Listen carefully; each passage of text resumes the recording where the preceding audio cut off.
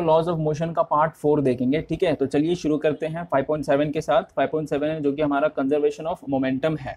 ठीक है, तो कंजर्वेशन ऑफ मोमेंटम ये पूरा टॉपिक जानने से पहले हम लोग ये देखते हैं कि कंजर्वेशन क्या होता है।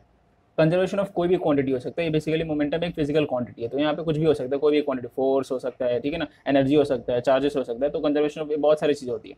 तो पहले हम कंजर्वेशन देखते हैं कि कंजर्वेशन क्या होता है। तो जो कंजर्वेशन का मतलब होता है फिजिक्स में, वो होता है कि ना तो गेन, ना तो, हिंदी में लिख रहा हूँ, ना तो गेन और ना ही लॉस, और ना ही लॉस, ठीक है ना। ना तो गेन होता है ना तो लॉस होता है। मतलब जो मोमेंटम है, ना तो वो गेन होगा और ना ही लॉस होगा। अब मोमेंटम क्या होता है आपको पता है, मास इंटू वेलोसिटी होता है और कुछ नहीं। तो मास इंटू वेलोसिटी में जो भी रहेगा, ना तो वो गेन होगा ना ही लॉस होगा। मतलब जितना मोमेंटम था पहले, उतने मोमेंटम रहेगा बाद में। ये होता है कंजर्वेशन ऑफ मोमेंटम। तो अब इसके बारे में हम जरा पढ़ते हैं थोड़ा बहुत कि आता कैसे, ठीक है ना। ये डिराइव, इसे प्रूफ कैसे होता है वो जरा देखते हैं। तो अभी तक जो प्रूफ हम करते हैं बच्चों, वो अभी तक सिर्फ एग्जांपल से ही करते हैं। तो यहाँ पे भी हम एक एग्जांपल ही लेने वाले हैं और कुछ नहीं लेंगे। तो देखो एग्जांपल भैया पकड़ लेते हैं जो हमने पहले लिया हुआ था, एक बुलेट और अपना किसका, गन का। ठीक है, तो ये एक गन है। ठीक, ये हो गया आपका एक गन। यार देखो डायग्राम पे जाना मत, डायग्राम मेरा बहुत बेकार बनता है, कभी कभी अच्छा भी बन जाता है। ठीक है, तो ये आपका हो गया गन। तो गन से जैसे आप ट्रिगर दबाते हो तो वो बुलेट निकलता है, ठीक है ना, बुलेट निकलेगा। तो क्या होता है कि हर गन में अपनी अपनी एक वेलोसिटी के साथ, हर गन में क्या, ज़्यादातर गन में एक फास्ट वेलोसिटी के साथ ही वो अपना बुलेट निकलता है। ठीक है, जैसे ट्रिगर पर दबाओगे तो बुलेट पे एक फोर्स लगता है, बुलेट पे क्या लगेगा, एक फोर्स लगेगा। तो तभी तो वो बुलेट चलता है ना आगे, नहीं तो कैसे जाएगा यार, सीधी सी बात है। तो अब जैसे आपने ट्रिगर दबाया, वैसे क्या होता है, वैसे होता क्या है कि जो गन है वो बुलेट पे तो फोर्स लगाएगा इस डायरेक्शन में, ठीक है। लेकिन अब जैसे हमको थर्ड लॉ पता है, third law, Newton third law of motion क्या होता है कि हर एक मतलब अगर गन बुलेट पे फोर्स लगाएगा तो बुलेट भी गन पे फोर्स लगाएगा। तो बुलेट जो रहेगा वो गन को इस तरफ फोर्स लगाएगा। तभी तो कभी भी आपने देखा होगा, जिसका कोई भी अगर गन चलाता है तो जैसे वो ट्रिगर दबाता है तो वो थोड़ा बहुत पीछे जाता है ना, जैसे ही बुलेट निकलता है तो गन आपका पीछे जाता है थोड़ा। इसको हम बोलते हैं रिकॉइल वेलोसिटी जिसको हम बोलते हैं, ठीक है ना। गन आपका रिकॉइल हो जाता है पीछे की तरफ, ठीक है। हालांकि वो मूवीज वगैरह में दिखाते हो भाई, वो सलमान खान का कोई तो मूवी था यार, नाम मुझे याद नहीं आ रहा, रेस करके मूवी था। उसमें तो यार वो तोप लेके चलाता है लेकिन वो भाई रिकॉइल ही नहीं होता है। तो यार यहाँ पे वहाँ पे फिजिक्स को वो लोग दिखाते हैं कि फिजिक्स नाम का कोई चीज़ ही नहीं है इस दुनिया में, ठीक है। तो ये बिल्कुल गलत है यार, ऐसे दिखाना नहीं चाहिए यार। फिजिक्स को वो लोग मतलब खत्म ही कर देते हैं दुनिया से, ठीक है। तो ऐसे ही यहाँ पे क्या होगा कि ये जो फोर्स लगेगा वो गन लगाएगा बुलेट पे।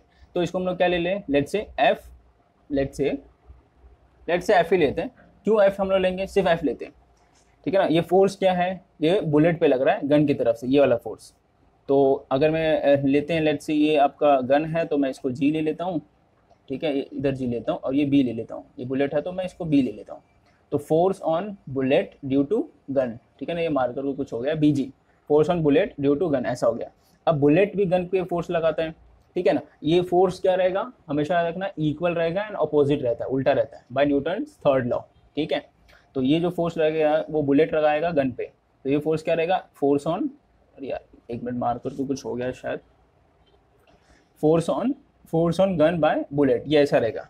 अब होता क्या है, न्यूटन थर्ड लॉ में आपने पढ़ा है, क्या होता है कि जो दो फोर्स होता है, ये जो force on bullet due to gun is equals to minus of force on gun due to bullet, ठीक है ना। ये दोनों फोर्स इक्वल होते हैं बट अपोजिट होते हैं। यहाँ पे माइनस में से वही बता दे, देखो ना, अपोजिट है, एक फोर्स ये साइड में तो एक फोर्स ये साइड में, ठीक। तो यहाँ पे फोर्स इक्वल होते हैं बाय न्यूटन थर्ड लॉ, ये हमें पता है, ये हमें न्यूटन थर्ड लॉ हमने देखा था। अब न्यूटन का सेकंड लॉ यहाँ पे क्या बोलेगा, ये तो न्यूटन का थर्ड लॉ हो गया। अब न्यूटन का सेकंड लॉ होता है चेंज इन मोमेंटम, जो आता है, जो कि इम्पल्स आता है, याद है ना। चेंज इन मोमेंटम क्या होता है, अब देखो न्यूटन के थर्ड लॉ में हमने एक और चीज़ देखा था कि जो जब भी गन बुलेट पे फोर्स लगाएगा और बुलेट गन पे फोर्स लगाएगा, वो दोनों का जो टाइम होता है, टाइम जिसको हमने डेल्टा टी देंगे, वो आपका सेम होगा, ठीक है ना, याद रखना। एक ही टाइम पे दोनों एक दूसरे पे फोर्स लगाएंगे, एक ही टाइम पे, कोई भी एक पर्टिकुलर टाइम पे, ऐसा टाइम अलग अलग नहीं रहेगा, एक ही टाइम पे। तो डेल्टा टी जो टाइम रहेगा यहाँ पे हम लोग सेम रखते हैं, ठीक। तो न्यूटन के सेकेंड लॉ के हिसाब से क्या होगा, न्यूटन सेकेंड लॉ उसके हिसाब से ये होगा भाई उनके, ठीक है, न्यूटन सेकेंड लॉ के हिसाब से क्या होता है, जो आपका चेंज इन मोमेंटम होता है, चेंज इन मोमेंटम। तो अगर मैं बात करूँ जब आपका बुलेट पे फोर्स लग रहा है गन से, तब आपका चेंज मोमेंटम लेट से एफ हम लोग इधर देखो दोनों फोर्स सेम होता है ना, तो मैं सिर्फ एफ ले लेता हूँ, ठीक है ना, ये मैं नहीं लिखता हूँ, बी जी भी नहीं लिखता हूँ, ये तो आपको समझाने के लिए मैं लिखा था। तो मैं यहाँ पे एफ सिर्फ एफ ही रखता हूँ, फोर्स ही रखता हूँ।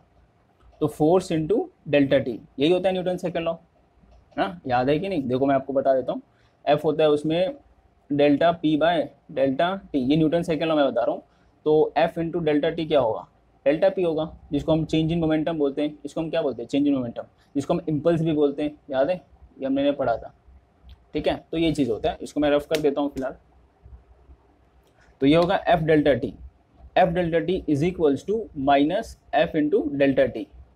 ये दोनों का जो चेंज इन मोमेंटम रहेगा, क्योंकि मोमेंटम देखो पहले जब था गन, जब भी बुलेट गन के अंदर था तो दोनों का मोमेंटम जीरो था, है ना, मानते हो कि नहीं? जब भी बुलेट गन के अंदर था, वापस रिपीट कर रहा हूँ चीज़ को, तब क्या था कि दोनों का मोमेंटम जीरो था, क्योंकि वेलोसिटी नहीं थी ना। मोमेंटम क्या होता है? मास इंटू वेलोसिटी होता है। जब तक ये वेलोसिटी नहीं आएगा तब तक मोमेंटम नहीं आएगा। तो दोनों की वेलोसिटी पहले जीरो थी तो मोमेंटम भी जीरो था। अब बाद में क्या होता है कि मोमेंटम आता है, तो मोमेंटम आने के बाद जो चेंज होता है मोमेंटम में, पहले चेंज होता है कि पहले इनिशियली जीरो था, बाद में कुछ ना कुछ मोमेंटम रहता है। तो वो चेंज इन जो मोमेंटम रहेगा वो ये चीज़ रहेगा, ठीक है ना। तो दोनों का इक्वल रहेगा, बट क्या रहेगा? अपोजिट रहेगा, ठीक है ना। अब इसको हम मोमेंटम के टर्म में लेते हैं, तो जब हम मोमेंटम के टर्म में लेंगे तो वो क्या रहेगा? ये जो रहेगा पी बी, इसको हम ले लेते हैं मोमेंटम ऑफ बुलेट, ठीक है ना, after firing is equals to momentum minus of momentum of gun, ठीक है।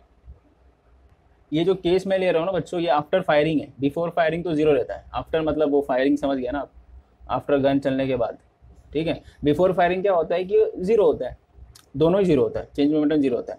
तो देखो यहाँ पे हमको क्या मालूम पड़ा कि ये दोनों इक्वल रहेगा बट ऑपोजिट रहेगा यहाँ पे मोमेंटम, क्योंकि ये आपका मोमेंट फोर्स इंटू टाइम क्या होता है? Delta T, change in momentum ही होता है, ठीक है ना, याद रखना। तो मैंने यहाँ पे सिर्फ पी लिया है, मोमेंटम ही रखा है और कुछ नहीं, वो बात आप समझ लो कि वही है। अब मोमेंटम वेक्टर क्वांटिटी होता है, तो आपको वेक्टर लगा लो चाहिए तो, क्योंकि वेक्टर क्वांटिटी होता है ना, आपकी टेक्स्ट बुक में डार्क लेटर में यूज़ किया रहेगा, इसके लिए मैं यहाँ पे वेक्टर यहाँ पे लगा देता हूँ। तो ये क्या है? Momentum on bullet, momentum of bullet, और ये मोमेंटम ऑफ गन है, जी का मतलब गन, ठीक है। तो दोनों इक्वल होते हैं, ठीक है। अब दोनों अपोजिट होते हैं, तो यहाँ पे मैंने क्या देखा कि यहाँ पे जो मोमेंटम आया वो इक्वल आया बट अपोजिट आया। तो यहाँ पे मुझे ये मालूम पड़ा, क्या मालूम पड़ा कि जब दोनों का मैं एडिशन करूँगा यहाँ पे, ठीक है, पी बी प्लस ये इधर आया तो प्लस, ठीक है ना, पी जी इज जीरो, ठीक। ये जो मुझे दोनों का मोमेंटम मिलेगा वो जीरो मिलेगा, मतलब दोनों का एडिशन करने के बाद ना तो मुझे यहाँ पे गेन मिल रहा है ना तो लॉस मिल रहा है। मतलब दोनों का एडिशन करने के बाद moment of bullet, moment of gun, दोनों का अगर मैं मोमेंटम को ऐड कर दूँ तो मुझे जीरो मिलता है। जीरो मतलब ना तो मैंने बोला ना, या तो ना तो गेन है, ना तो गेन और ना ही लॉस। यहाँ पे आपको दिख गया पूरा, क्योंकि अगर लॉस रहता तो यहाँ पे माइनस में आता कुछ टर्म, और अगर गेन रहता तो यहाँ पे प्लस में +1 +2 आता, ये समझा ना। तो दोनों का मोमेंटम ऐड करने के बाद मुझे जीरो मिल रहा है। तो यहाँ पे मुझे पता चल गया, यहाँ से मुझे क्या मालूम पड़ा कि यहाँ से मुझे ये मालूम पड़ा, ये फैक्ट मुझे क्या पता है, ये फैक्ट मुझे लीड किया, this fact is known as, आप लिख सकते हो अपने टेक्स्ट बुक में, आपने या जो भी आप नोट अगर बना रहे हो तो, this fact is known as conservation of, is known as the law of conservation of momentum, law of conservation of momentum, ठीक है ना। ऐसा आप लिख देना अगर आप नोट बना रहे हो तो, क्योंकि नोट ये आप खुद के समझने के लिए बना रहे हो अभी, ठीक है ना। अगर आपको रीड करना है, पढ़ने के लिए नोट बनाना है, तो आप इंस्टाग्राम पे मैसेज कर सकते हो, वहाँ पे आप इंस्टाग्राम पे देख सकते हो, वहाँ पे मैं आपको बता दूंगा कि नोट्स कहाँ पे मिलेंगे, ठीक है। तो ये फैक्ट मुझे क्या पता है कि यहाँ पे law of conservation of momentum होता है, ठीक है। तो ये समझ, अभी इसका हम एक और एग्जांपल लेते हैं, कंजर्वेशन ऑफ मोमेंटम का एक और एग्जांपल लेते हैं, उससे आपको पूरा क्लियर हो जाएगा, ठीक। तो अभी हम इसको रफ करते हैं ज़रा, ठीक है। तो अभी हम क्या लेंगे? एक आइसोलेटेड सिस्टम लेंगे। क्या लेंगे? Isolated system. आइसोलेटेड सिस्टम का इसमें मतलब क्या होगा मैकेनिक्स में, कि जहाँ पे एक्सटर्नल फोर्स नहीं लग रहा है, ठीक है ना। सपोज ये सिस्टम आइसोलेटेड है, तो उसके अंदर मतलब आप समझ लो पार्टिकल्स तो रहेंगे ना यार, पार्टिकल्स तो है उसके अंदर, ठीक है। तो जो पार्टिकल्स है, ये जो पूरा सिस्टम है, उस पर कोई एक्सटर्नल फोर्स नहीं लगता है, तो हम लोग इस पूरे सिस्टम को बोलते हैं आइसोलेटेड सिस्टम, समझा आप। बट इसके अंदर पार्टिकल जो है वो तो मूव होंगे, वो एक दूसरे पे फोर्स लगाएंगे, ठीक है ना। तो इसको हम क्या बोलेंगे? Isolated system. वापस बार बार मैं एक ही चीज़ रिपीट कर देता हूँ, कोई बात नहीं, हो जाता है, ठीक है। तो अब हम जरा आइसोलेटेड सिस्टम के अंदर का जो पार्टिकल है ना उसकी बात कर रहे हैं यहाँ पे। किसकी बात कर रहे हैं? उसकी, जो पार्टिकल आइसोलेटेड सिस्टम के अंदर रहेगा। तो सपोज मैं दो पार्टिकल लेता हूँ, लेट्स से मैं कैसे लूँ, हाँ पार्टिकल डॉट के हिसाब से दिखाता हूँ। तो ये एक पार्टिकल है, अरे ये मार्कर भी नहीं चलता यार। तो चलो ये एक पार्टिकल है और ये एक पार्टिकल है। मैं सिस्टम के अंदर का पार्टिकल ले रहा हूँ, याद रखना सिस्टम के अंदर का पार्टिकल है जो मैंने डॉट डॉट करके दिखाया। तो सपोज ये एक मूव कर रहा है यहाँ पे। अब दोनों का जो मास है ना वो सेम ही है, ये पार्टिकल के जो मास है वो सेम है, ठीक है ना, उसमें कोई दिक्कत वाली बात नहीं है। तो ये एक वेलोसिटी से मूव कर रहा है इनिशियली, ठीक है। लेट्स से उसको मैं क्या लेता हूँ, उसको कुछ भी आप ले लो यार, v1 ले लो, ठीक है। ये u से हम लोग डिनोट करते हैं, u1 से डिनोट करते हैं। और ये भी पार्टिकल मूव कर रहा है इनिशियली, ठीक है। इसको हम किससे डिनोट करें, u2 से डिनोट करेंगे, ठीक। अब हम इस पार्टिकल का नाम ले लेते हैं, लेट्स से पार्टिकल a है और ये पार्टिकल b है, ठीक। अब क्या होता है कि ये जो पार्टिकल है थोड़ा फास्ट मूव कर रहा है। तो पार्टिकल जब मूव करते करते करते इस पार्टिकल को एक पीछे से धक्का मारता है, धड़ाक, ठीक है ना। तो यहाँ पे इसने क्या किया, यहाँ पे इसने फोर्स लगाया। तो मैं क्या करता हूँ, ये क्या करता हूँ भाई, यहाँ पे बना देता हूँ, थोड़ा और लंबा बनाता हूँ, ठीक है, यहाँ पे बना देता हूँ। इस पार्टिकल ने इस पार्टिकल पर फोर्स लगाया, ठीक है। ये पार्टिकल आपका बी है और ये मूव कर रहा था u1 वेलोसिटी से इनिशियली। तो जैसे ये पार्टिकल इस पार्टिकल को फोर्स लगाएगा, क्योंकि ये पार्टिकल थोड़ा फास्ट मूव कर रहा है, तो इन दोनों में टक्कर होगा। अब इन दोनों में टक्कर होगा तो बाय न्यूटन थर्ड लॉ, आपको न्यूटन थर्ड लॉ क्या पता है, क्या पता है कि ये पार्टिकल इस पर भी फोर्स लगाएगा और ये पार्टिकल इस पर भी फोर्स लगाएगा। तो ये वाला पार्टिकल ये डायरेक्शन में फोर्स लगाएगा और ये वाला पार्टिकल इस डायरेक्शन में फोर्स लगाएगा, ठीक। तो लेट से ये वाला जो फोर्स है, ये जो पार्टिकल ए इस पर लगा रहा है, उस फोर्स को मैं क्या लेता हूँ, फोर्स ऑन बी, ठीक है ना, force on B due to A. और ये जो पार्टिकल है, पार्टिकल बी, इस पे जो फोर्स लगा है उसको मैं क्या लूँगा, force on A due to B. ये समझा, ठीक है ना। तो बाय न्यूटन थर्ड लॉ मुझे पता है, क्या क्या पता है भाई, force on A B is equals to minus, दोनों फोर्स इक्वल रहते हैं और लेकिन अपोजिट रहते हैं, ये मुझे पता है बाय न्यूटन थर्ड लॉ। तो देखो जैसे ही वो लोगों ने एक दूसरे को फोर्स मारा, मतलब फोर्स लगाया, तो अब ये वाला पार्टिकल हल्का सा स्लो हो जाएगा, ठीक। ये जो पार्टिकल है, पार्टिकल ए, हल्का सा स्लो हो जाएगा। लेट्स से वो वेलोसिटी v1 स्लो हो जाएगा, ठीक है ना। और ये वेलोसिटी, ये जो पार्टिकल है, पार्टिकल बी, ये थोड़ा सा फास्ट हो जाएगा। लेट्स से नहीं, इसको v2 लेता हूँ, क्योंकि हमने इसको u2 लिया ना, पार्टिकल ए वाले को वेलोसिटी को। तो पार्टिकल बी ए की जो फाइनल वेलोसिटी रहेगी उसको v2 लेता हूँ, और ये लेट्स से v1 वेलोसिटी। मतलब इसमें क्या रहेगा, इनिशियली क्या है, इनिशियली अगर देखा जाए इस पॉइंट पे, तो यहाँ पे u2 is greater than u1, ठीक है ना, इस कंडीशन में, कंडीशन नंबर 1 में। और कंडीशन नंबर 2 जैसे फोर्स लगता है, यहाँ पे क्या होगा, यहाँ पे v1 is greater than v2, ठीक। मतलब इस पार्टिकल की वेलोसिटी बढ़ जाती है। अब इसका एक अच्छा खासा एग्जांपल बताता हूँ आपको।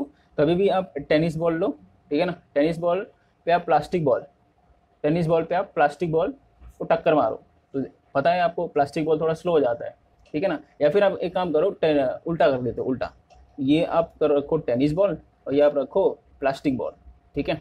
तो टेनिस बॉल से प्लास्टिक बॉल को टक्कर मारो तो प्लास्टिक बॉल थोड़ा फास्ट हो जाता है, मूव करने लगता है, और टेनिस बॉल थोड़ा सा स्लो हो जाएगा, ठीक है ना। तो ये आप ये दोनों पार्टिकल को कंसिडर कर सकते हो, टेनिस बॉल और प्लास्टिक बॉल, ठीक है ना। तो फिर ये आपको समझा। तो अब देखो, अब मैंने बताया स्टार्टिंग में कि जो मास है, ये बॉल का जो पार्टिकल का जो मास है वो हम लोग सेम लेते हैं, ठीक। तो जैसे आपने मास को सेम लिया, तो अभी मैं क्या करूँगा, यहाँ पे मैंने न्यूटन थर्ड लॉ अप्लाई किया था, तो अब न्यूटन का सेकंड लॉ अप्लाई करते हैं। न्यूटन का सेकंड लॉ क्या है, चेंज इन मोमेंटम, याद है ना। तो अब जैसे मैंने बताया, यहाँ पे जो फोर्स लग रहा है एक दूसरे पे, वो सेम टाइम पे लगता है, क्योंकि न्यूटन का थर्ड लॉ यही बोलता है कि सेम टाइम पे दोनों एक दूसरे पे फोर्स लगाएंगे, तो डेल्टा टी यहाँ पे सेम रहेगा। तो जैसे उसके ऊपर हमने लिया था, क्या लिया था, इसको मैं रफ करूँ क्या पूरा, वापस ऊपर बताता हूँ। तो ये चीज़ आप नोट कर लो, अच्छे से नोट कर लो, मैं ऊपर बताता हूँ इसको रफ करके, ठीक। तो अभी हम लोग जो इनिशियल मोमेंटम लेंगे, ठीक है ना, इनिशियल मोमेंटम को मैं क्या लिखता हूँ, इनिशियल मोमेंटम, अरे पूरा मैंने लिखा, ठीक है ना, इनिशियल मोमेंटम ऑफ ए, तो इसको मैं लेता हूँ पी ए, ठीक। इनिशियल मोमेंटम ऑफ पार्टिकल ए, वो क्या होगा, mass into velocity. Initial momentum, अब फाइनल मोमेंटम ले लो, फाइनल मोमेंटम ऑफ ए, क्योंकि मोमेंटम वो, अब जैसे ये दोनों एक दूसरे को टक्कर मारेंगे, ठीक है ना, तो ये इनिशियल मोमेंटम था, बाद में ये थोड़ा स्लो हो जाएगा और ये थोड़ा फास्ट हो जाएगा, ये पहले स्लो था, ये फास्ट हो जाएगा। तो ये इनिशियल वाला था स्टेज और ये वाला फाइनल स्टेज था, ठीक है ना।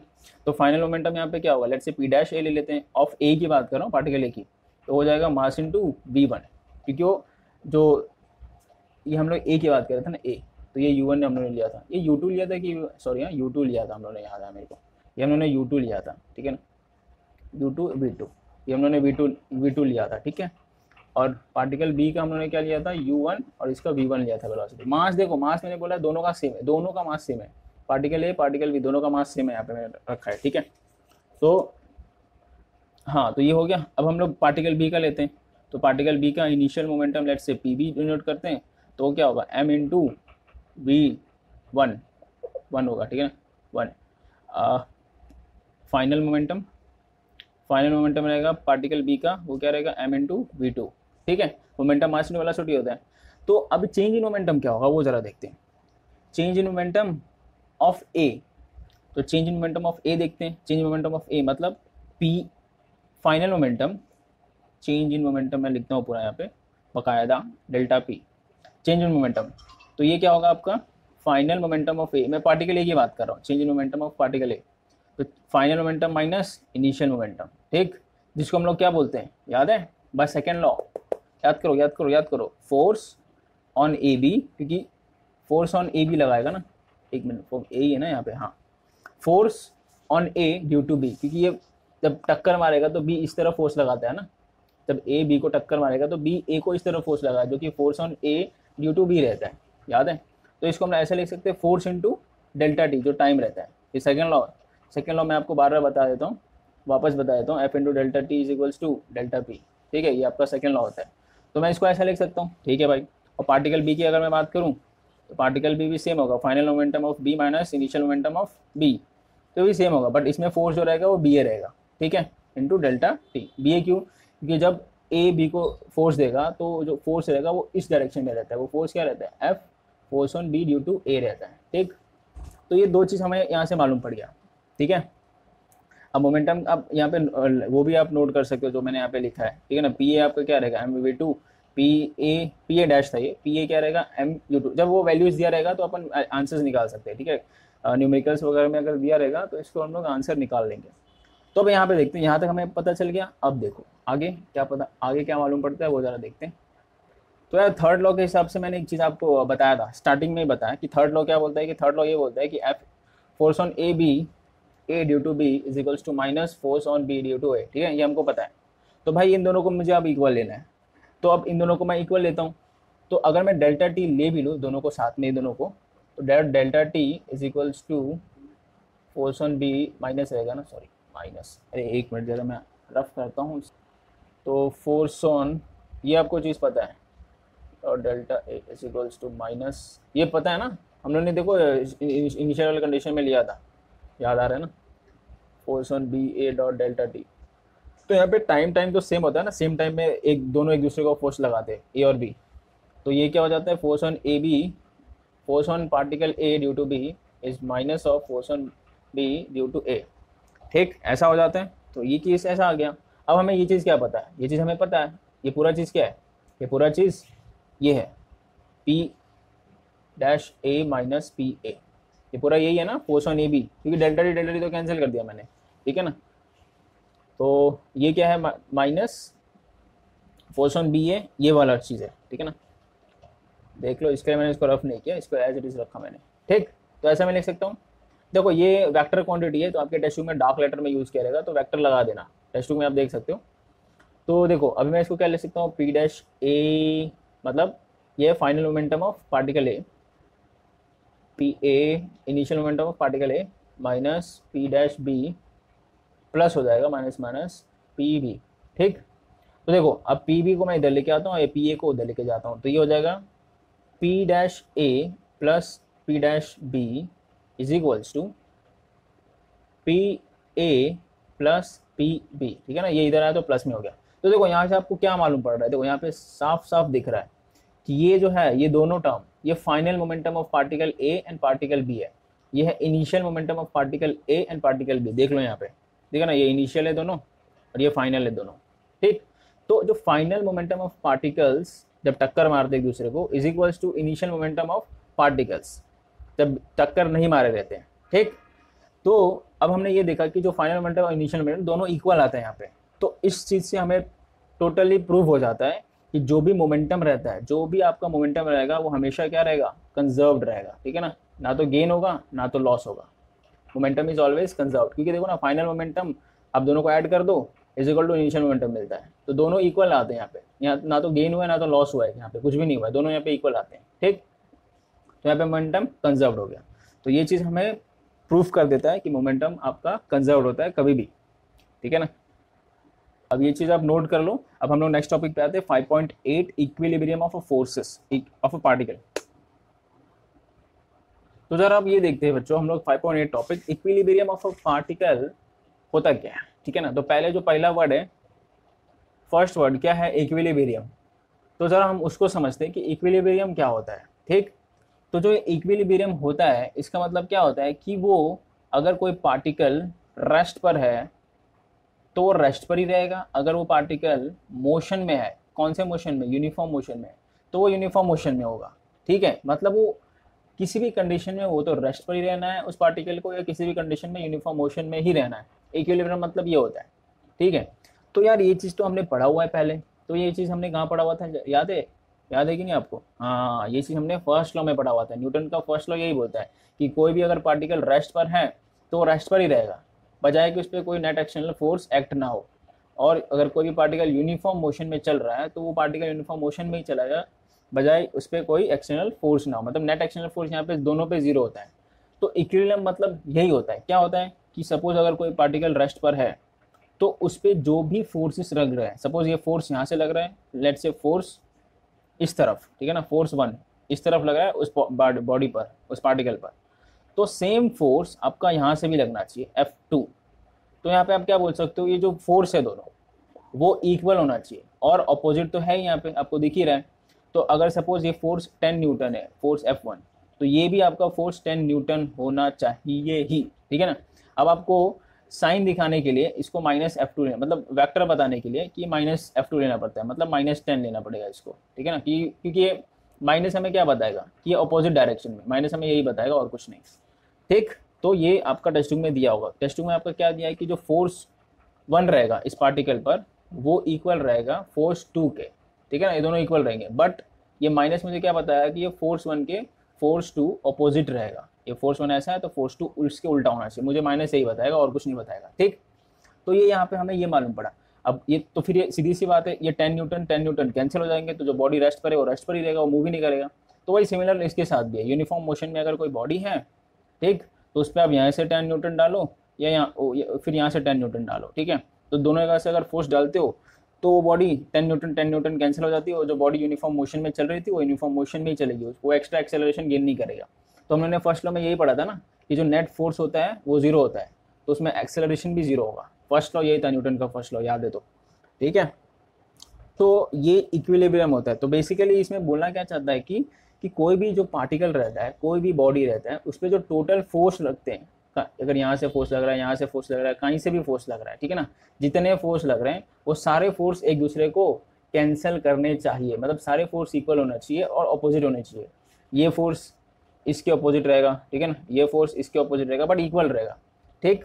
सारा फोर्स, जैसे 5 है तो ये भी 5, ये 10 है तो ये भी 10, ठीक है। तो सारा फोर्स कैंसिल करना चाहिए एक दूसरे को, ठीक। तो बॉडी आपका क्या रहेगा, तो बॉडी आपका इक्विलिब्रियम, मतलब जो स्टेट में था उसी स्टेट में रहेगा। जैसे रेस्ट पर है तो रेस्ट पर रहेगा, यूनिफॉर्म मोशन में तो यूनिफॉर्म मोशन में रहेगा, ठीक है, समझा? ओके, मुझे लगता है आपको समझ में आ गया। तो ये तो हम लोग सिर्फ 2 फोर्स की बात कर रहे थे, लेकिन अगर ज़्यादा फोर्स हो, ठीक है ना, 3 फोर्स हो, 4 फोर्स हो, ऐसा तो क्या होगा, जरा वो देखते हैं। अब बच्चों क्या होता है कि सपोज किसी बॉडी पर पैरेललोग्राम जैसा फोर्स लग रहा है, पैरेललोग्राम फोर्स, पैरेललोग्राम के जैसा फोर्स लग रहा है। पैरेललोग्राम वेक्टर में हमने देखा था कि क्या होता है कि एक ऐसा रहेगा वेक्टर, तो सपोज ये F1 ऐसा लग रहा है और F2 ऐसा लग रहा है, ये किसी बॉडी पर लग रहा है, ठीक है ना। तो ये पैरेललोग्राम के 2 साइड जैसा हो गया। तो उसका जो रिजल्टेंट फोर्स होता है वो हमको पता है क्या होता है, ये बीच में आता है। ये वेक्टर में आपको बता चुका हूँ, F1 + F2, जिसको हम लोग F3 नाम दे देते हैं, ठीक है, इसको हम लोग F3 नाम देते हैं, इसको बोलेंगे F1 + F2। तो अब इसका अपोजिट क्या होगा, मतलब अगर कोई बॉडी पे एक ऐसा फोर्स लग रहा है और एक ऐसा, सपोज ये बॉडी है, यहीं पे मैं बॉडी बना देता हूँ, ठीक है ना, इस बॉडी पे एक ऐसा फोर्स लग रहा है, एक ऐसा फोर्स लग रहा है, तो उसका जो रिजल्टेंट रहता है वो हमेशा बीच में रहेगा, वो ये तो पता है आपको। तो उस बॉडी को इक्विलिब्रियम में रखने के लिए, क्योंकि इस पे एक ऐसा फोर्स लग रहा है, एक ऐसा फोर्स लग रहा है ना, तो उसका रिजल्टेंट बीच में रहेगा। तो उसको इक्विलिब्रियम में रखने के लिए जो मेरा रिजल्टेंट फोर्स है ना, उसके ऑपोजिट फोर्स लगाना पड़ेगा या लगना ही चाहिए। तो उसके ऑपोजिट कैसा फोर्स रहेगा, ऐसा रहेगा पीछे की तरफ। तो ये रहेगा आपका F3, जिसको हम लोग बोलेंगे F3 ले लेते हैं, ठीक है ना। अगर डायरेक्शन की बात करूँ तो -F3, डायरेक्शन की बात करूँ तो आपको माइनस लेना ही पड़ेगा। तो ये दोनों का एडिशन मिला के सपोज अगर 10 न्यूटन आता है, तो ये भी आपका जो इस तरफ फोर्स लगेगा वो भी आपका माइनस में मुझे क्या बताता है कि ऑपोजिट डायरेक्शन में, तो ये भी आपका 10 न्यूटन ही रहना चाहिए। माइनस हमेशा याद रखना क्या बताएगा कि जो फोर्स है वो ऑपोजिट डायरेक्शन में लग रहा है, ठीक है, ये समझा। तो ये ऐसा ही है। तो पैरेललोग्राम में हम लोग जो उल्टा फोर्स है ऐसा दिखाएंगे। ये आपका बॉडी पे एक ऐसा दो फोर्स लग रहा था, उसका रिजल्टेंट मैंने ऐसा बताया, ठीक है ना। तो रिजल्टेंट का जो भी ऑपोजिट रहेगा वो ऑपोजिट फोर्स मुझे क्या करेगा, बॉडी को इक्विलिब्रियम में रखेगा। तो ये पैरेललोग्राम फोर्स हो गया। अब दूसरा था एक और हमने पढ़ा था ना, ट्रायंगल लॉ, ट्रायंगल फोर्स। तो अगर ट्रायंगल फोर्स लग रहा होगा तो ट्रायंगल फोर्स कैसे था, तो सपोज किसी बॉडी पर ऐसा फोर्स लग रहा है, फिर ऐसा फोर्स लग रहा है, ठीक है ना। तो ये आपका लेट्स से F1 फोर्स है, ठीक, और ये आपका F2 फोर्स है, ये F2 फोर्स है, ठीक। तो ट्रायंगल लॉ के हिसाब से मेरा जो रिजल्टेंट फोर्स रहेगा, दोनों का रिजल्टेंट मतलब दोनों का जो इक्वल फोर्स रहेगा वो ऐसे फोर्स लगेगा, ठीक है। तो लेट्स से मैं इसको F3 ले लेता हूँ। तो जो मेरा F3 होगा वो होगा F1 प्लस F2। तो अगर किसी बॉडी पे ऐसे मतलब ट्रायंगल में फोर्स लग रहा था, तो सपोज मैं इसको बॉडी को किधर बनाता हूँ, चलो इधर ही बीच में बना देता हूँ। चलो सपोज ये बॉडी था, उस पर एक ऐसा भी फोर्स लग रहा था, उस पर ऐसा भी फोर्स लगा था, तो उसका रिजल्टेंट फोर्स ऐसा रहेगा, ठीक। तो उसको इस बॉडी को इक्विलिब्रियम में करने के लिए मुझे जो रिजल्टेंट फोर्स है उसके ऑपोजिट फोर्स लगाना पड़ेगा, मतलब ऐसे। तो जो मेरा F3 रहेगा -F3 वो ऐसे रहेगा इस डायरेक्शन में, ठीक है। अभी माइनस मैंने बताया ना, मुझे डायरेक्शन बताएगा कि ये F3 जो रिजल्टेंट फोर्स था ना F1 और F1 F2 का उसके ऑपोजिट में रहेगा, माइनस मुझे ये बताता है, ठीक। तो अगर ये दोनों का मिला के 10 न्यूटन है तो ये भी आपका 10 न्यूटन होना ही चाहिए, क्योंकि देखो एक डायरेक्शन इधर है रिजल्टेंट का, तो उसका जो F3 का रहेगा वो उल्टा रहेगा। तो ये बॉडी आपका जो भी रहेगा वो इक्विलिब्रियम में रहेगा। जब पैरेललोग्राम फोर्स लगेगा तब ऐसे लगाना है, ट्रायंगल फोर्स लगेगा तो ऐसे लगाना है। तो ये समझ गया ना कैसे लगाना है फोर्स, ठीक है। तो यही था आपका, बॉडी को अगर इक्विलिब्रियम में रखना है, बॉडी को अगर इक्विलिब्रियम मतलब इक्विलिब्रियम में रखना है, तो जो टोटल फोर्स लग रहा है उस पर total force must be 0। Total force is equal to 0 रहना ही चाहिए अगर बॉडी को इक्विलिब्रियम में रखना है, मतलब इक्विलिब्रियम मतलब जो स्टेट था उसी स्टेट में रखना है तभी, ठीक है। तो भाई चलो समझ में आ गया इसका मतलब, ठीक है। तो अभी हम लोग एग्जाम्पल पे बढ़ते हैं, एग्जाम्पल नंबर 5.6, ठीक। तो यार ये एग्जाम्पल नंबर 5.6, ठीक है। आपके पास टेक्स्ट बुक का तो क्वेश्चन आप रीड कर लेना टेक्स्ट बुक देख के, ठीक है। तो देखो 5.6 एग्जाम्पल बताने से पहले मैं आपको एक चीज़ बताना चाहूँगा, फ्री बॉडी डायग्राम क्या होता है। F फ्री बॉडी डायग्राम, ये पहले आपको जानना जरूरी है, ये 5.6 जानने से पहले। फ्री बॉडी डायग्राम होता है क्या है जरा वो देख लेते हैं। तो देखो फ्री बॉडी डायग्राम क्या होता है कि सपोज अगर किसी बॉडी पर, ये बॉडी है, ठीक है, उस पर ऐसा फोर्स लग रहा है, ठीक है, उस पर ऐसा फोर्स लग रहा है, ठीक है, मतलब कैसा भी फोर्स लग रहा है। तो हम लोग क्या कर, मतलब सपोज या एक दो बॉडी में ले लेता हूँ, ठीक है ना, एक ये बॉडी हो गया और एक ये बॉडी हो गया। तो ये सपोज ये दो धागे से बांधे हुए, तो ये बॉडी पे सपोज एक ऐसा धागा बांधा हुआ है, तो उस पर सपोज एक ऐसा फोर्स लग रहा है इस तरफ, इस बॉडी की बात करो, बॉडी ए की, और बॉडी बी की अलग बात करो, इस बॉडी पे ऐसा फोर्स लग रहा है। तो हम लोग क्या करेंगे, सिर्फ एक पर्टिकुलर बॉडी को लेंगे यहाँ पर, ठीक है ना, ए, और उस पर जो भी फोर्स लग रहा है ना वो बताएंगे। तो ये धागा हो गया, एक स्ट्रिंग पे एक टेंशन लगता है इसको, अगर ये ऊपर की तरफ है, ठीक है, तो ये साइड में भी लग गया टेंशन और ये साइड में। तो मतलब कोई अगर पर्टिकुलर बॉडी रहता है ना, उस बॉडी का लेके हम लोग उस पर जितना भी फोर्स लगता है वो हम लोग दिखाएंगे, उसको हम लोग बोलते हैं फ्री बॉडी डायग्राम, FBD जिसको हम बोलते हैं, ठीक है। ये समझा, वापस रिपीट कर देता हूँ मैं, कोई भी बॉडी रहेगा उस अगर बहुत सारे बॉडी कनेक्टेड है एक दूसरे से, तो अगर किसी भी एक पर्टिकुलर बॉडी को उठाऊं मैं यहाँ पे और उस पर जितने भी फोर्सेस लग रहा है, जितने भी, ये टेंशन लग है, स्ट्रिंग है ना, और यहाँ से भी फोर्स लग रहा है, मतलब ये साइड में फोर्स लग रहा है, तो जितने भी फोर्स लगे वो हम लोग फोर्स दिखाएंगे यहाँ पे, फिर उसको हम लोग रिजॉल्व करेंगे। इसको हम लोग बोलते हैं फ्री बॉडी डायग्राम। ये समझ गया। अब चलो हम लोग 5.6 के क्वेश्चन पे आते हैं। अब देखो क्वेश्चन पे आने से पहले मैं एक और चीज़ आपको बताता हूँ, टेंशन और ये नॉर्मल रिएक्शन का, वो आपको बताना ज़रूरी है।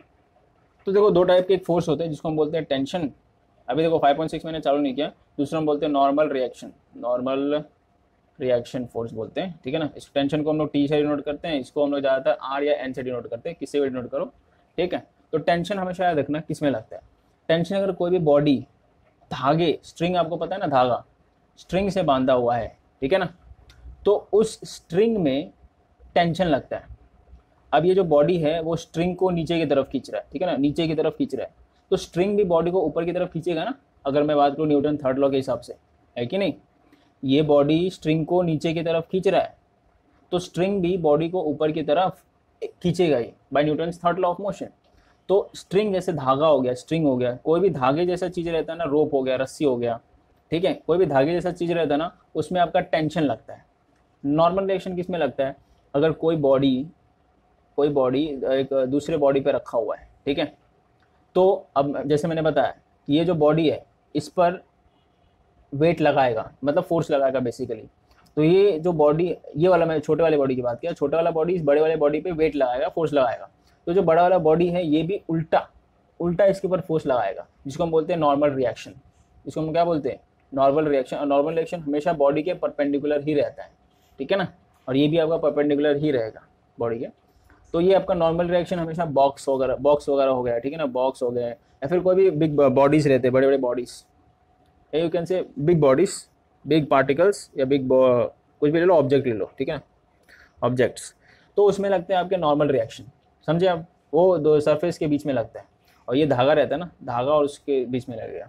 तो न्यूटन थर्ड लॉ यहाँ पे भी है ना, सीधी सी बात है, ये बॉडी, छोटा वाला बॉडी बड़े वाले पे वेट डाल रहा है, फोर्स डाल रहा है, तो बड़ा वाला भी बॉडी इस पर कुछ ना कुछ तो देगा ना फोर्स, उस फोर्स को हम क्या बोलेंगे, नॉर्मल रिएक्शन बोलते हैं, ठीक है, वो हमेशा परपेंडिकुलर रहता है बॉडी के।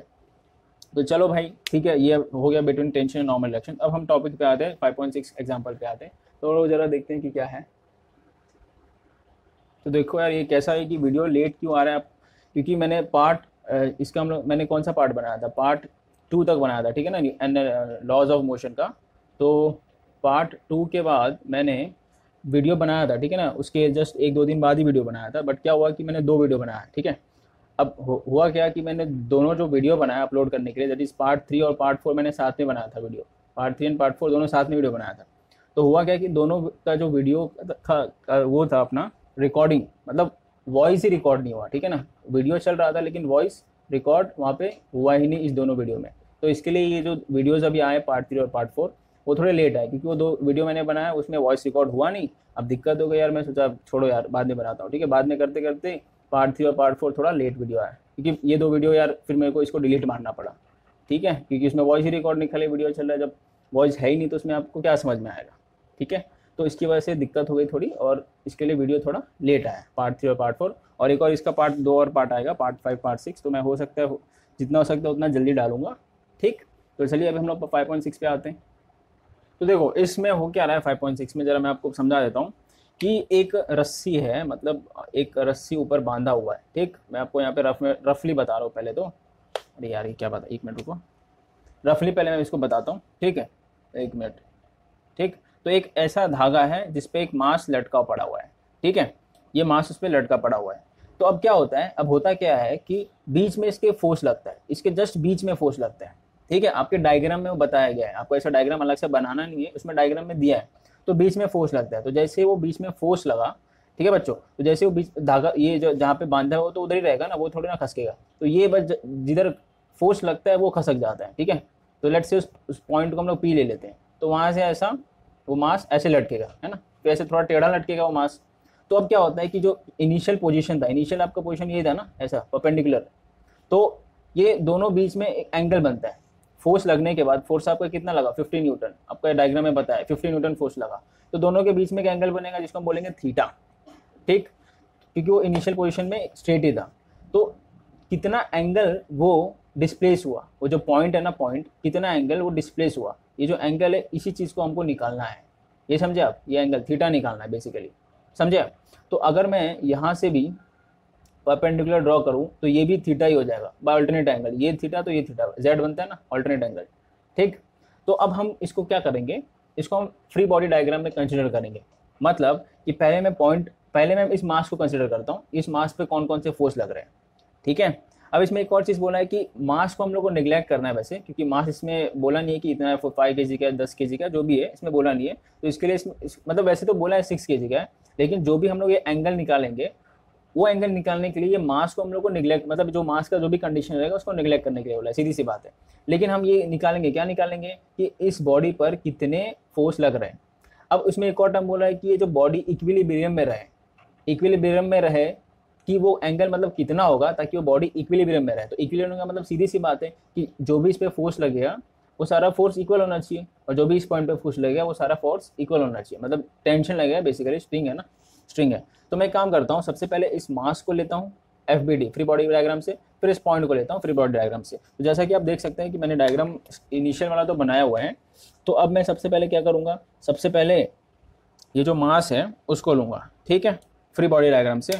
तो जैसा कि इसको हम लोग बोल सकते हैं वेट, ठीक। तो मैं इस वेट को लेता हूँ यहाँ पर, इस वेट को ले लिया यहाँ पर। तो उस पर जो भी लग रहा है, क्या क्या लग रहा है ज़रा देखते हैं। इस पर नीचे की तरफ वेट लगेगा, ठीक है, जो कि आपके डायग्राम में दिया, बुक में दिया हुआ है। देखो इसका वेट जो है ना वो 6 kg है, और ग्रेविटी कितना है 10 है, आपके बुक में दिया हुआ है। तो 6 × 10 कितना होता है 60 होता है ना, 6 × 10 is 60। तो 60 न्यूटन नीचे की तरफ उसका वेट लग रहा है, ठीक है।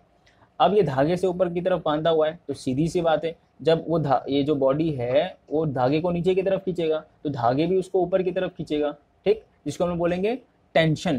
क्या बोलेंगे, टेंशन। ये T2 रहेगा, ठीक, ये दोनों T2 है, टेंशन। ये समझा आपको, ये दोनों एक ही धागा है ना, तो टेंशन सेम ही रहेगा, T2 है तो ये भी T2, ठीक है। तो इसमें जरा कंफ्यूज मत हो ना, एक ही धागा है, ये अलग धागा नहीं है। अब ये पॉइंट इस धागे को अलग कर दिया, इसके लिए इसका टेंशन T1 रहेगा, ठीक है। तो ये टेंशन ऊपर की तरफ देगा T2। अब मैंने क्या बोला, इसमें बोला भी एक कंडीशन बोला है कि ये इक्विलिब्रियम में रहना चाहिए पूरा सिस्टम, मतलब पूरा मास भी इक्विलिब्रियम में रहना चाहिए, पॉइंट भी इक्विलिब्रियम में, मतलब हिलना डुलना नहीं चाहिए, उसको स्टेबल हो जाना चाहिए, ठीक है ना। तो स्टेबल होने के लिए जो धागे पे फोर्स लग रहा है कितना लग रहा है 60 न्यूटन, तो धागे के ऊपर भी 60 न्यूटन लगना चाहिए, ठीक है।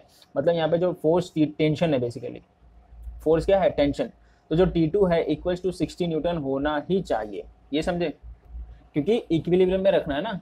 जब इक्विलिब्रियम में रखना है तो जो नीचे की तरफ फोर्स लग रहा है सेम उतने ऊपर की तरफ फोर्स लगना चाहिए। तो यहाँ पे T2 कितना आएगा, T2 आएगा 60 न्यूटन। डायरेक्ट आप देख सकते हो T2 60 न्यूटन, क्योंकि ये बॉडी बोल रहा है इक्विलिब्रियम में रहने के लिए। तो इक्विलिब्रियम में रहने के लिए आपको सेम फोर्स दोनों की तरफ लगना चाहिए। ये टेंशन भी एक फोर्स है, जो मैंने आपको पहले ही बताया, ठीक है ना, बाय न्यूटन थर्ड लॉ। अगर ये नीचे की तरफ फोर्स लगता है तो ऊपर की तरफ भी फोर्स लगा है। चलो ठीक है, तो ये मैंने इसका वेट का लेके, ये 6 kg का था, फ्री बॉडी डायग्राम में आपको बता दिया कि T2 60 न्यूटन आएगा। अब हम इस पॉइंट को कंसिडर करते हैं, ठीक है। अगर मैं इस पॉइंट की मैं बात करूं, लेट्स से ये पॉइंट है, वो ये पॉइंट को मैं ले रहा हूँ फ्री बॉडी डायग्राम से। यहाँ से हमें T2 मिल गया, तो इस पॉइंट पे पहले तो नीचे की तरफ T2 लग रहा है, ठीक है, देख सकते हो। इस डायरेक्शन में 50 न्यूटन लग रहा है, और इस डायरेक्शन में टेंशन T1 लग रहा है, ठीक है। क्योंकि अगर यहाँ पे फोर्स लगाते हो तो ये धागा जो है वो भी तो टेंशन में है ना, और ये थीटा एंगल बना रहा है, थीटा, और ये भी यहाँ पे भी थीटा एंगल बनेगा, ठीक है ना, Z। देखो मैंने आपको बताया, या इसके पहले बताया था शायद, यहाँ पे डायग्राम बनाया था उसमें बताया था, ठीक है। तो देखो हमको इसमें करना क्या है, कि क्या करना है भाई, ये जो नीचे की तरफ फोर्स लग रहा है ये ऊपर वाला फोर्स रिजॉल्व करेगा, और ये जो ये साइड में फोर्स लग रहा है वो ये साइड का फोर्स रिजॉल्व करेगा, मतलब कैंसिल करेगा। तो मतलब ये वाला फोर्स और ये वाला फोर्स इक्वल आना चाहिए, और ये वाला फोर्स और इस पे ये वाला फोर्स इस पॉइंट P पर इक्वल आना चाहिए, ठीक है, इतना समझ गया। तो जरा हम देखते हैं, मैं इस पॉइंट को ले रहा था यार, उसमें ज़्यादा खचपच कर दिया। चलो ठीक है, कोई इशू नहीं, मैं इस काम करते हैं, इसको थोड़ा बड़ा डायग्राम बनाता हूँ, वो ज़्यादा अच्छा रहेगा, ठीक है। बड़ा बनाऊँगा तो ईजिली समझ में भी आएगा, ठीक है। एक मिनट, चलो मैंने यहाँ पे डायग्राम बड़ा बना दिया। ये पॉइंट आपका वही P है, पॉइंट P है, इसको मैंने लिया है, पॉइंट P का फ्री डायग्राम बॉडी बनाया। तो देखो अब होता क्या है, नीचे की तरफ होता क्या है कि मैंने क्या बोला कि ये जो 15 न्यूटन है ये साइड का कैंसिल करना चाहिए, और ये जो टेंशन नीचे की तरफ है वो ऊपर वाला कैंसिल करना चाहिए। तो देखो ये जो एरो है ये टेंशन T1 है, उस पॉइंट पर टेंशन T1 है, सीधी सी बात है, टेंशन तो रहेगा उस पॉइंट पर, क्योंकि उस पॉइंट पर वेट लगा है, ठीक है ना, फोर्स लगा हुआ है, इसके लिए उस पॉइंट पर टेंशन रहेगा इस डायरेक्शन में। तो वो टेंशन क्या है, T1। तो देखो मैंने आपको रिजोल्यूशन वेक्टर बताया हुआ है, तो अगर ये थीटा एंगल से बन रहा है तो ये वाला जो है ये वाला क्या हो जाता है, T1 कॉस थीटा। ये आपको रिजोल्यूशन ऑफ वेक्टर में बताया हुआ है बराबर, ठीक है ना, जिस पे भी एंगल बनता है वो कॉस थीटा हो जाता है। और क्योंकि रिजॉल्व हम लोग पर्टिकुलर किसी भी वेक्टर को रिजॉल्व करते हैं परपेंडिकुलरली, तो ये परपेंडिकुलर ये साइड में आएगा, उसको परपेंडिकुलर रिजॉल्व कर दो, तो ये जो बनेगा वो क्या बनेगा, वो T1 साइन थीटा बनेगा। अगर ये कॉस थीटा है ये वाला, तो ये ऊपर की तरफ, तो ये वाला डायरेक्शन साइन थीटा होता है, ठीक है।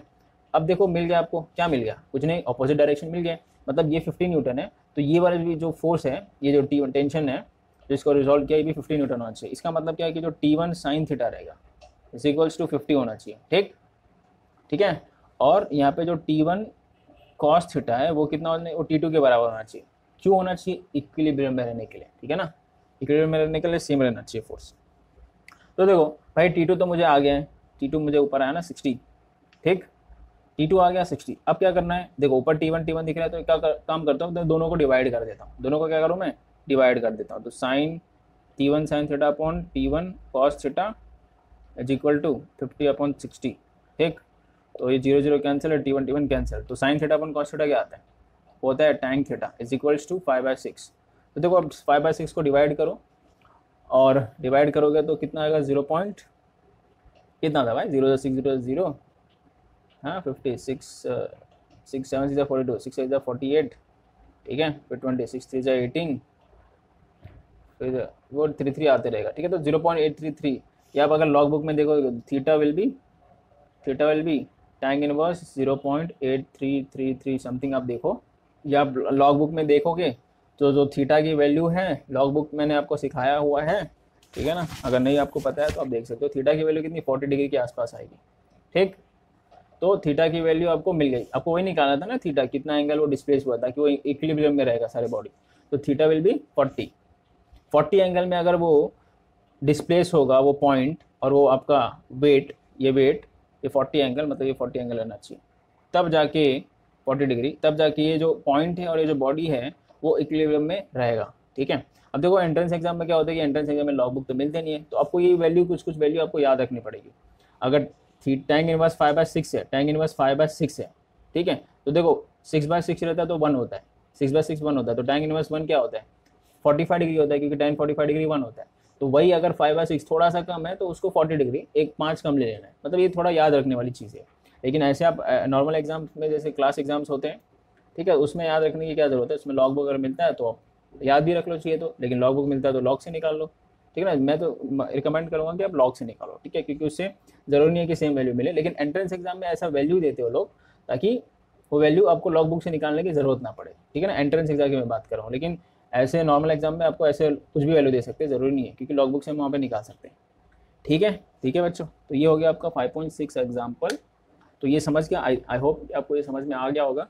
तो अब 5.9 जो टॉपिक है, common forces in mechanics 5.9 next part में देखते हैं, ठीक है। आई होप जल्दी वीडियो आए वो, ठीक है, और कुछ दिक्कत ना हो, जैसे वीडियो रिकॉर्ड होने के बाद, मतलब वीडियो तो रिकॉर्ड हो जाए, वॉइस ना रिकॉर्ड हो, ऐसी कोई दिक्कत ना हो, तो वीडियो जल्दी आ जाएगी, ठीक है बच्चों। इसको आप नोट कर लीजिए, ठीक।